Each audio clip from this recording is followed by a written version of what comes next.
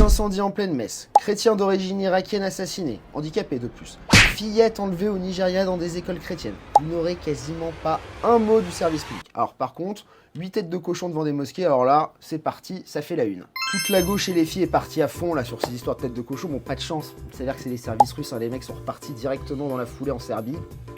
Pas de chance, on pourra pas encore faire son buzz sur la montée de l'islamophobie en France, c'est quand même dommage. En fait, dans l'esprit des gens de gauche, et notamment les journalistes du service public, on peut mettre un signe égal entre les deux, c'est que le catholicisme, ou la religion chrétienne de manière générale, est encore pour eux dominante en France. Donc, non sujette à aucune discrimination, à aucune attaque. Alors que, dominante de quoi ?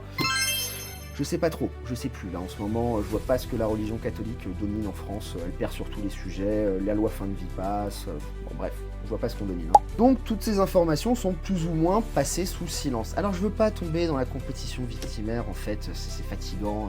C'est nous les plus discriminés, non, c'est nous, etc. Ça a aucun intérêt. Mais quand même, un tout petit peu d'objectivité. Je sais que c'est beaucoup demandé au service public, mais un tout petit peu, ça ferait plaisir.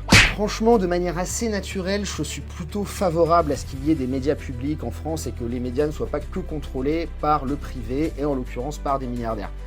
Mais franchement, au bout d'un moment, à force de traiter l'actualité de cette manière, on a juste envie de tout privatiser. Je parle même pas du fait des deux journalistes là qui veulent faire la campagne du Parti Socialiste sur l'antenne du France Inter. Tout de même, on tombe pas de notre chaise, on savait que c'était déjà le cas avant, donc bon, y a pas de souci. Mais au bout d'un moment, je vous jure, ça fatigue les gens, même ceux qui sont attachés comme moi au service public.